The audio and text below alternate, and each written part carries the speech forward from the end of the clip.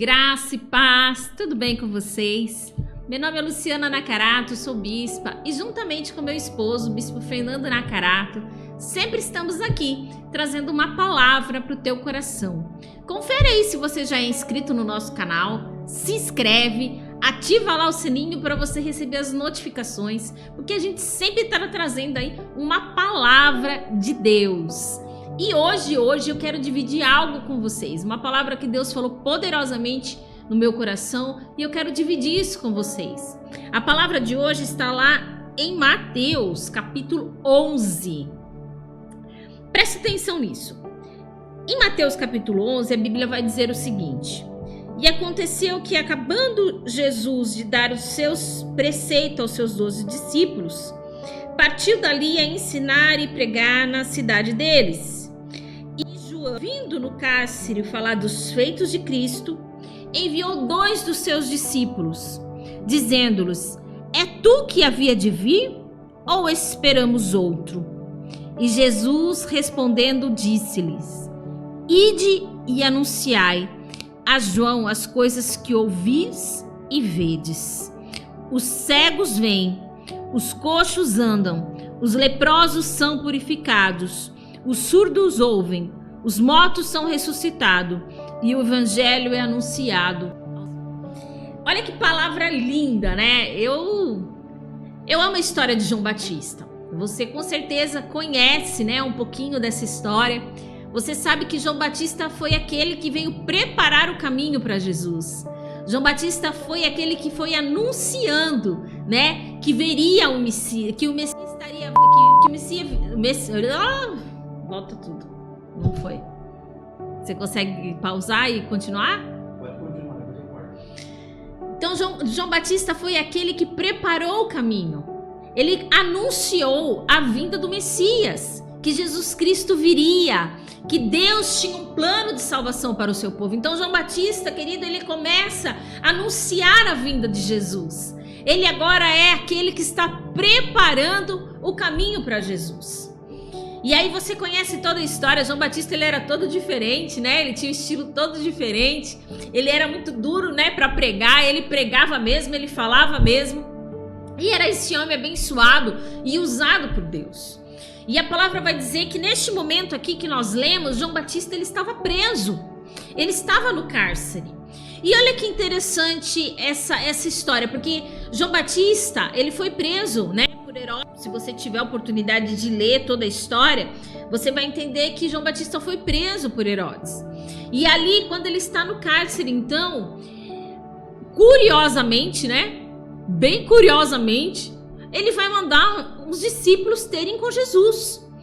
E os discípulos de João Batista vêm até Jesus e falam assim: Olha, Jesus, João Batista, ele está perguntando se o Senhor é aquele Messias mesmo que nós estamos esperando, ou se nós temos que continuar esperando. Olha que coisa intrigante. Porque João Batista foi alguém que pregava sobre Jesus.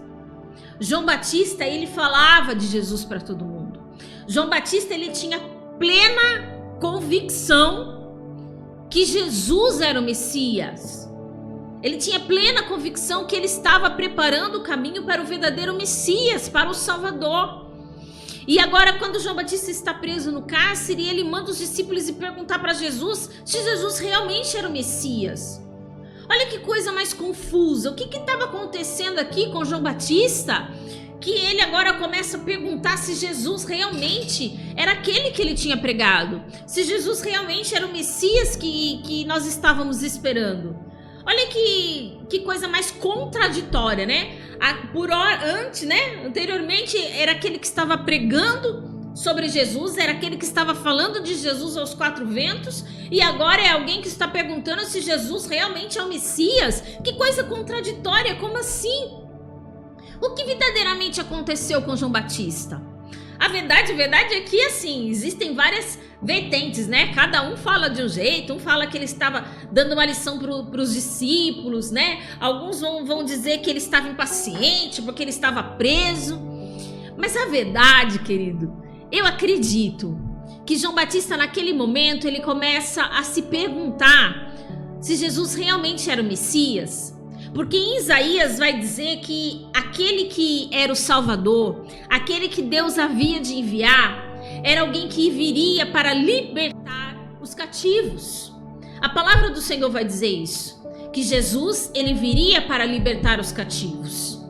Então João Batista agora, tendo conhecimento que o Messias era aquele que vinha para libertar os cativos, e João Batista agora neste momento de prisão, de cárcere, eu acredito sim que João Batista começou a se perguntar, será que ele é o Messias mesmo? Porque se ele veio para libertar os cativos, por que eu ainda estou preso? Por que eu ainda não saí dessa prisão? Né? Ele começa a se perguntar. Por quê? Porque o Jesus que ele vinha pregando era um Jesus que vinha para libertar os cativos. E de fato, querido, Jesus veio para libertar os cativos. Não somente os cativos fisicamente, mas os cativos de alma, os cativos de espírito, aqueles que estão aprisionados, não somente fisicamente, mas mentalmente, espiritualmente, sentimental, todas as áreas.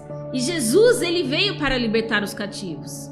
A grande questão, querido, é que muitas vezes a gente acredita que quando Jesus fala que ele vai fazer algo, vai ser algo imediato. A gente começa a achar que quando Deus fala que ele vai fazer alguma coisa, vai ser no nosso tempo, na nossa hora e do nosso jeito. E as coisas não funcionam dessa forma. Quando João Batista, ele falava que Jesus vinha para libertar os cativos, ele acreditou que quando ele estivesse preso, Jesus viria para libertá-lo, e Jesus não veio. E isso não aconteceu naquele momento, e é por isso que ele vai falar para os discípulos, vai lá e pergunta para ele se ele é o Messias mesmo. E é isso que eu quero falar com você nessa noite. Muitas vezes nós começamos a duvidar das promessas de Deus. Muitas vezes nós começamos a duvidar das coisas que Deus falou que faria, porque elas ainda não aconteceram. Deus falou que ele tinha uma promessa para minha casa. Deus falou que ele tinha uma promessa para minha família, mas não aconteceu ainda. Aconteceram. E aí a gente começa a acreditar que foi coisa da nossa cabeça. Será mesmo? Será que existia mesmo uma promessa? Será que eu me confundi? O que será que está acontecendo? Porque Deus falou que ia fazer e nada está acontecendo. Deixa eu te dizer algo, não é porque não aconteceu ainda na sua vida aquilo que você deseja, aquilo que você quer, aquilo que você almeja, que Deus deixou de ser Deus. Não é só porque ainda não aconteceu aquilo que você espera que Deus está ainda.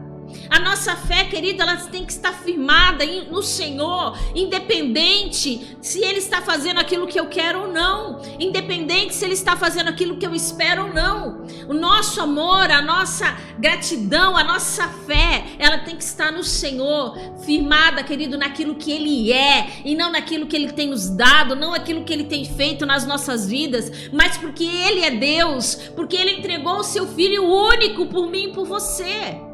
Eu costumo dizer que se o Senhor não fizer mais nada por mim e por você, pelo resto das nossas vidas, Ele já fez tudo. Por quê? Porque Ele entregou o seu único Filho para nos salvar. Ele entregou o seu único Filho para tirar o pecado do mundo. E não existe amor maior do que isso.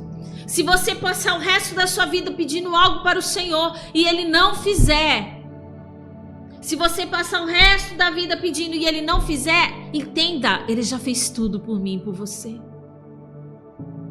Nós não podemos basear a nossa fé pelo aquilo que ainda não aconteceu. Nós não podemos basear a nossa atitude com Deus pelo aquilo que ainda não aconteceu. Nós temos que acreditar que o Senhor, Ele é soberano. Que o Senhor, querido, Ele faz no tempo certo, na hora certa, no momento correto. Nós queremos que o Senhor se apresse em fazer algo. João Batista, ele estava lá no cárcere, ele queria ser liberto, é óbvio, quem que não quer, né? Eu nunca fiquei presa, mas alguém pode até me dizer, se alguém um dia ficou preso, falou, olha, é a coisa mais horrível do mundo, é terrível, você não vê a hora de sair daquele lugar. E eu fico imaginando a impaciência de João Batista de querer sair daquele cárcere. E ele começa a se questionar se realmente Jesus era Tiago. Deixa eu te dizer, Não importa se você está numa prisão, não importa se você está num hospital, não importa se você está numa sarjeta, não importa onde você está. O Senhor, querido, Ele nunca deixou de ser Deus na sua vida. O Senhor nunca vai ser Deus na tua casa. Não importa se você está enfrentando uma enfermidade, se você está enfrentando um momento de crise financeira, não importa se você está com o seu emocional abalado, o Senhor continua sendo Deus. O Senhor continua, querido, sendo aquele que vai guiar os meus e os seus passos. O Senhor continua sendo um Deus de promessa. O Senhor continua sendo um Deus que cuida. Não é só porque Ele não fez que Ele deixou de ser Deus. E eu vou te dizer algo mais. Eu vou além. Tem coisas que nós pedimos que o Senhor não vai fazer. Ah, mas como assim? Tem coisas que nós pedimos e o Senhor não vai fazer. O apóstolo Paulo, quando ele pede para o Senhor, Senhor, tira esse espinho da minha carne. O Senhor vai dizer para ele, a minha graça te basta. A minha graça te basta. O Senhor naquele momento, ele não cura o apóstolo Paulo. Ele não cura. Mas ele diz para ele, a minha graça te basta. Quando nós entendemos que a graça do Senhor, ela é suficiente nas nossas vidas, nós vamos parar de esperar em Deus coisas que muitas vezes não é o tempo, não é a hora e talvez não seja a vontade de Deus. Quando nós entendemos que a graça do Senhor, ela é suficiente na nossa vida, nós vamos parar de criar expectativa com coisas. E nós vamos começar, querido, a adorar Deus verdadeiramente pelo que Ele é. Nós vamos parar de esperar que o Senhor faça algo para que eu possa agradecê-lo e eu possa adorá-lo. Nós vamos começar a agradecer pelo fôlego de vida, pelo sacrifício da cruz. Nós vamos começar a agradecê-lo pelo aquilo que Ele já fez por mim. Quando Deus, querido, Ele entrega o jardim do Éden para Adão e para Eva, Ele fala assim, olha, pode fazer o que vocês quiserem aqui. Vocês têm liberdade, vocês podem comer do fruto que vocês quiserem. Só tem um fruto aqui que não pode ser comido, um único fruto. Aquele lugar era enorme, só tinha um fruto que eles não podiam comer e foi justamente aquilo que o atraiu. E sabe qual que foi o argumento da serpente, de Satanás, para enganar Eva? Foi justamente oferecer algo que ela não tinha. A serpente diz para ela, olha, se você comer desse fruto, vai abrir o seu entendimento. E ela começa a acreditar que ela precisava daquilo, que era algo que ela não tinha.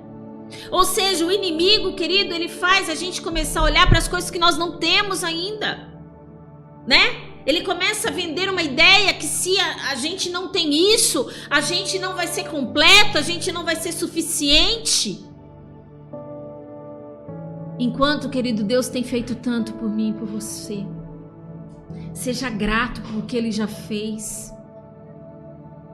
Seja grato pelo aquilo que Ele já fez. Não deixe o inimigo trabalhar na sua mente que você não tem, que você não pode alcançar. No tempo certo, o Senhor vai fazer todas as coisas na minha e na sua vida. É no tempo dEle, é na hora dEle. E se Ele quiser? Nós decidimos viver para o Senhor. Quando nós decidimos viver a plena vontade de Deus, nós vivemos aquilo que Ele tem para nós.